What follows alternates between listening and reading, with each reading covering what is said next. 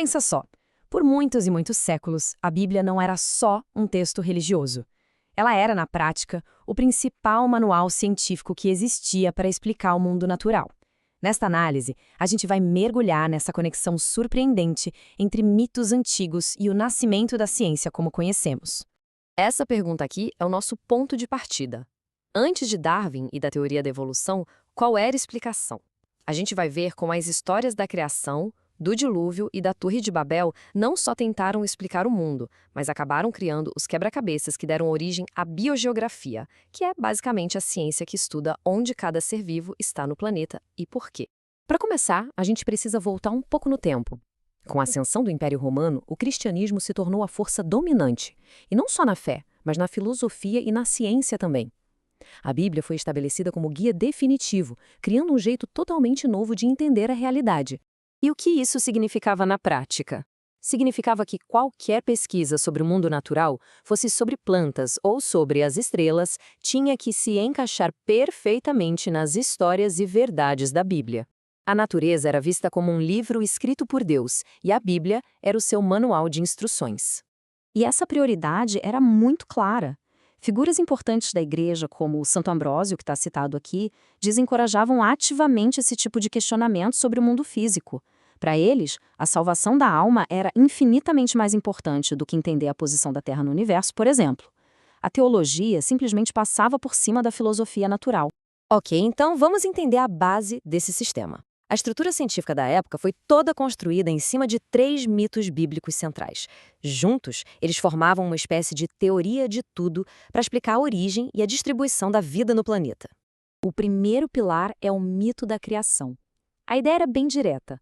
Toda vida, cada planta, cada animal foi criada por Deus em um único lugar, o Jardim do Éden. Esse se tornou o que eles chamavam de primeiro centro de origem do planeta, um lugar que acreditavam ficar ali entre Rios Tigre e Eufrates, no que hoje é o Iraque. Aí vem o segundo mito, o do dilúvio. E é aí que a coisa complica. Ele propõe um reset global, onde toda a vida é extinta, menos os pares que Noé salvou na arca. Isso cria um segundo centro de origem lá no Monte Ararat. E com isso, um quebra-cabeça geográfico gigantesco. Como é que os animais se espalharam a partir de um único ponto numa montanha para repovoar o mundo inteiro? E, para fechar o trio, o mito de Babel. Enquanto os outros mitos explicavam a dispersão dos animais, esse focava nos humanos. Ele dava uma explicação para a diversidade de povos, de culturas e de línguas, completando o cenário da distribuição da vida na Terra. Mas essa estrutura toda, que parecia tão sólida, estava prestes a ser chacoalhada. E o mais interessante é que isso veio de dentro, de uma das mentes mais brilhantes da história, Santo Agostinho. Ele começou a fazer as perguntas certas, sabe? Aquelas perguntas que mudam tudo. A grande virada de Agostinho foi a sua insistência de que a Bíblia não devia ser interpretada literalmente. Ele a via como uma coleção de alegorias, de histórias com significado espiritual, e não como um livro de ciências. E essa perspectiva o libertou para começar a investigar as inconsistências lógicas desses mitos. Por exemplo, ele se deparou com o problema das barreiras à livre dispersão. É só olhar aqui para entender a pergunta. Se todos os animais começaram no Monte Ararat, como é que predadores como os lobos, que não voam e nem são grandes nadadores, cruzaram oceanos gigantescos para chegar a ilhas isoladas? E as perguntas não pararam por aí. Agostinho também foi questionar os detalhes do dilúvio. Pensa bem, se o dilúvio foi de água doce, da chuva, como sobreviveram os peixes de água salgada? E se fosse água salgada, o que aconteceu com os de água doce? Qual foi o destino das criaturas aquáticas? Ele também desafiou a pura logística da arca. Como é que Noé poderia ter abrigado todas as espécies, incluindo os incontáveis insetos, aranhas e vermes? Será que a história não se referia só a certos tipos de animais, como os vertebrados, em vez de, literalmente, toda a vida na Terra? Mas o brilhantismo de Agostinho não estava só em achar as falhas no sistema, estava em propor soluções. E a resposta dele para o quebra-cabeça da dispersão foi um avanço conceitual que, sem ele saber, estava lançando as bases da biologia moderna.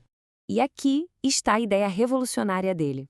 Agostinho propôs que os animais poderiam ter chegado a lugares distantes de duas maneiras. Pela dispersão ativa, ou seja, se movendo por conta própria, como pássaros voando, ou por dispersão passiva, sendo carregados por forças externas, como sementes levadas pelo vento ou cocos boiando no mar. Esses são conceitos fundamentais para a biogeografia até hoje. A ideia da dispersão de Agostinho foi um salto gigantesco, claro, mas ela abriu outra caixa de Pandora. Se os animais se mudaram para novos ambientes, como é que surgiu tanta variedade de espécies? Foi aí que surgiram teorias como o determinismo geográfico, que sugeria que o ambiente podia mudar as criaturas e que essas mudanças seriam herdadas.